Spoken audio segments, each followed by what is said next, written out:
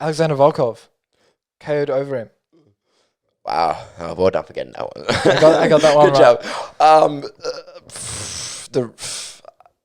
The Demolition Man, the Ring Machine. I was saying this before we started this episode.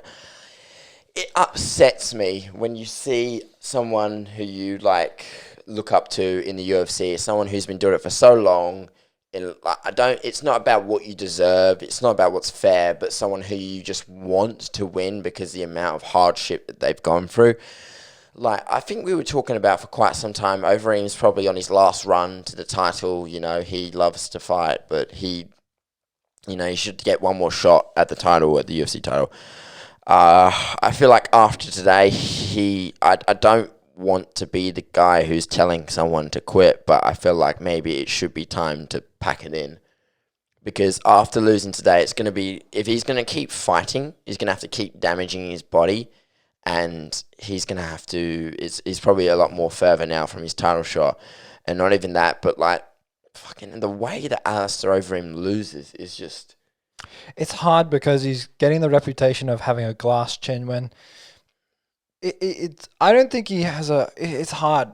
He's not the same. He's accumulated so much damage, and you can't expect any person to not accumulate that damage. We started to see, prior to this, he was on a 5-fight win streak, right? It was kicking ass. And we started to see a lot more grappling was starting to become more of his game plan, right? And then in the first round, he didn't do any grappling. He didn't shoot for any takedowns. And he was actually doing okay. His strikes, he was not doing any feints. He was not setting up anything. He wasn't really working. He was quite flat-footed on his footwork and that. But the shots he hit him with, especially those right-hand straights, they had some power. You could hear the smack off there. Without the crowd, you can hear how powerful his shots are. The power was there, but did you find that they were quite slow strikes? They were very telegraphed and they were very slow. It wasn't... it was almost like they were just...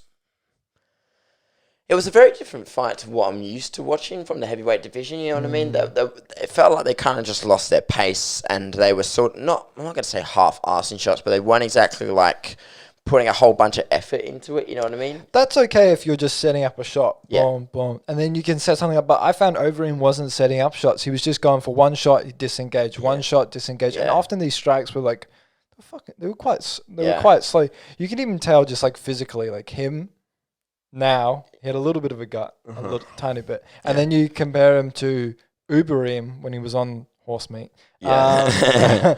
And it's a huge difference. When he looked like the Demolition Man, he was probably an absolute freak. It's a different ball game, man. It's just time. It's Father Time won, I think.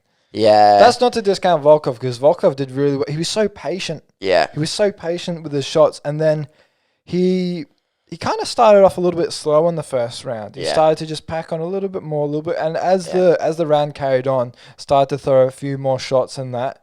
He had some brilliant leg kicks. Oh. In the first minute, almost took Overeem off his feet. Yeah. Just with one leg kick, but then in the second round, you could just see as soon as Volkov touched Overeem started to disengage. Whenever he took quite a few shots, he would shell up, really, really tight guard, and he would back away to the cage. And he wasn't exactly moving side to side. He would just move backwards and then just shell up. Yeah. And Volkov would just tee off him. That shot that did take him down was a nice left hook that was it was on his ear. As he was shelled up really, really tight. Boom. Yeah. And he just flopped. He just flopped down. I don't know. He's a really good fighter. I just feel like I don't know really what I want to say. Do I want to say it was just a diminishment of Overeem, or it's just Alexander Volkov just getting so much better because he has gotten so much better? I think it's both. Yeah, I think it's both. You're right. I would agree there because Volkov, I would say he was embarrassed. Or a little bit embarrassed after his loss to Derek Lewis quite a few years back. He would have beat Lewis on the scorecards. Yeah. And then, I feel like that really pissed him off. And then we've seen a couple of his comeback fights. He's done a good job. And then he did that beautiful TKO against Walt Harris on the Khabib main card, and he pulled off that phenomenal teep, and then it was a liver shot, and it's just his kickboxing has just gotten so much better. So Volkov's obviously now climbing the ranks, but then again, there's a point where, regardless of who you are, over time as you get older, your skills do start to diminish. And if you look at Overeem, he's probably been at the pinnacle for so long, he just can't maintain that high skill output now that he's just gotten so much older, and B, just because he's had some brutal knockouts over his time. Now, does this mean we're bagging him? It doesn't. No, absolutely not. I feel like it's the hard.